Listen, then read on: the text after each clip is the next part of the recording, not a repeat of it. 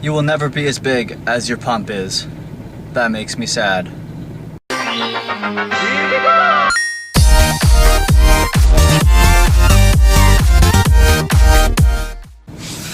Alright, what's going on, guys? I just got back from the gym. I want to talk to you guys about a little topic that I know a lot about. I want to talk about depression and bodybuilding and how both of them affect each other. So, I mean, the way I see it, so maybe some days you wake up and you don't want to go to the gym, you know? There's like a voice in your head telling you like, oh, why you want to go to the gym? What's the point? You know? And maybe you have one day like this, or maybe you have, you know, a week or a month or something like that, you know, of feeling like this. And one of the other things that's hard about it, you know, having depression and trying to bodybuild or trying to do anything fitness related is maybe, you know, you go to the gym, you come out of the gym and you actually feel worse. And that's something I personally have experience with. So I'd say about half to 3/4 of the time when I go to the gym, I end up feeling worse when I come out, whether it's not only mental, but it's also physical. So I'll come out, maybe I'll actually be, you know, I'll be actually in a worse mood than the apparent, you know, endorphin release that the gym is going to give you, which is actually quite counterproductive for me, seeing as I go to the gym, supposed to feel good coming out, I actually feel worse. So why would I want to continue this, you know, this feeling here? And that's, you know, a lot of the struggles of me actually working out and stuff, trying to, you know, live a fit lifestyle is I don't get that satisfaction from actually working out. And then, you know, coupled with that and the fact that depression will inhibit me from, you know, either getting up, going to the gym, or, you know, affecting my appetite as well. Maybe one day you get up and you're not hungry at all, and, you know, then your brain starts thinking, oh, I'm not going to get enough calories in today, I'm going to start losing my gains, that kind of thing. Or on the other end of things, maybe you overeat, maybe you're on a cutting, you know, you're trying to cut, and, you know, you find pleasure in foods and stuff. So maybe you overeat, maybe that's going to counter affect your progress. So I mean, basically what I'm trying to say here is what you feel, that's okay, you know. You shouldn't feel guilty for, you know, feeling the way you do, falling off, because personally I've fallen off the fitness, you know, bandwagon, you know, each month or so. You know, I'll bounce back, and that's just, you know, part of the journey here. And that's why I want to make this new series. This series is it's gonna be about sort of my rebuild of fitness journey, you know, coupled with sort of a mental health aspect of it, because I feel like a lot of people don't cover, you know, fitness and the mental side of fitness, because that's very important. You know, let's think about what drives the physicality of actually working out. Is you have to have that drive, you have to physically want to work out, and then, you know, sticking with it, such as diet, such as exercise. Let's say you're in a tough set. Are you just gonna wimp out at the last rep, or are you gonna get the extra rep?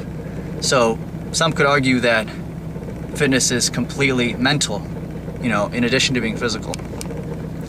So basically what this series is gonna be about, it's gonna be about, you know, me documenting how I feel, you know, how I train, and, you know, it's more of a raw series as opposed to just seeing the glamour of, you know, working out and the fitness industry and stuff. One of the things, you know, I want to talk about is it's okay for, you know, depression to be there in your life, as long as you're there to, you know, deal with it and kind of face it head on, no matter, you know, how small the progress is. If you're making progress, and that's all that matters.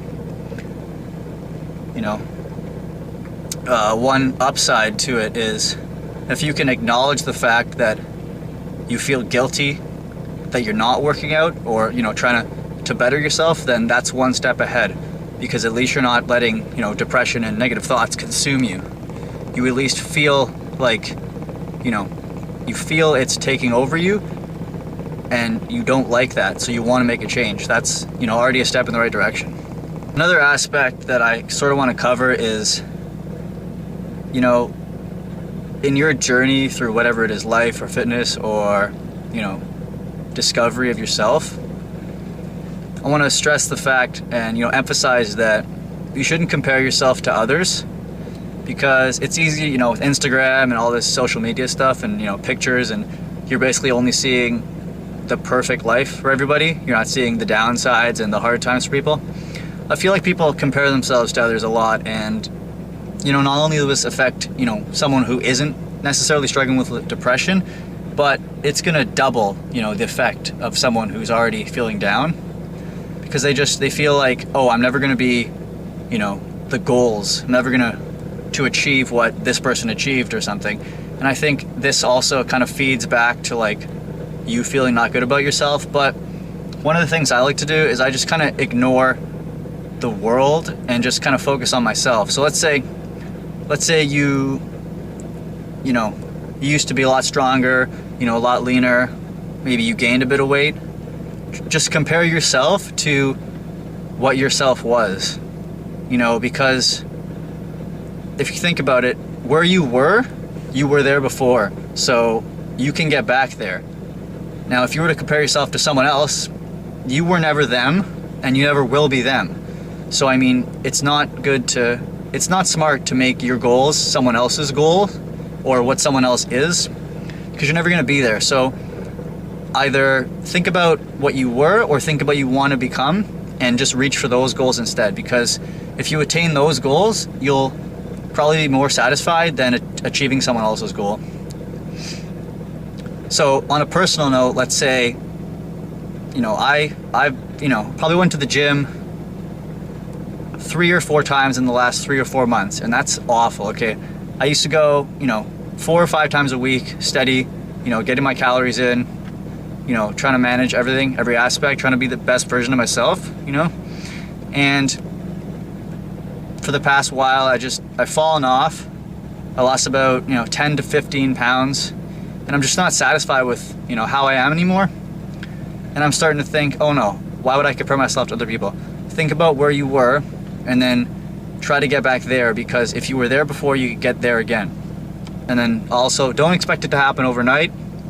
I basically lost 3 or 4 months of progress, and I'm not going to get 3 or 4 months of progress instantly back. So sort of think of it as a jigsaw puzzle. You're putting the first piece in. The first piece is not going to magically solve the puzzle. Just put that first piece in, then work on the entire puzzle, one piece by piece, and soon you'll finish that puzzle. You'll get back to where your goal once was. So basically the main things I got to say is, it's all right to feel the way you do. It's all right. Depression may affect you, and that's okay. You're not alone. Do not compare yourself to others, because you're never going to be them, and maybe you don't want to be them, and maybe they themselves, who maybe the people that you look up to, are looking up to other people, and maybe they feel the same as you do. So one of the important things is just set your own goals for yourself, of yourself. All right, don't expect everything to happen overnight. Think about, if you were there, you can get there again. And finally, just realize that it's all right to feel this way, and that if you understand the way you're feeling is bad, you're already one step closer to getting back on track with your life and coping with whatever struggles you may have. If you guys like the idea of this series and you want to see more, like, comment, subscribe. That would help me a lot. Also, I want to hear your feedback about maybe your past with mental health. A lot of people they kind of think it's a taboo subject, but I think that in this day and age, we should not only be addressing physical fitness, but also mental health and how to keep yourself healthy in the brain, because that's what's going to be with you in the long run. Alright guys, see ya. Here we go!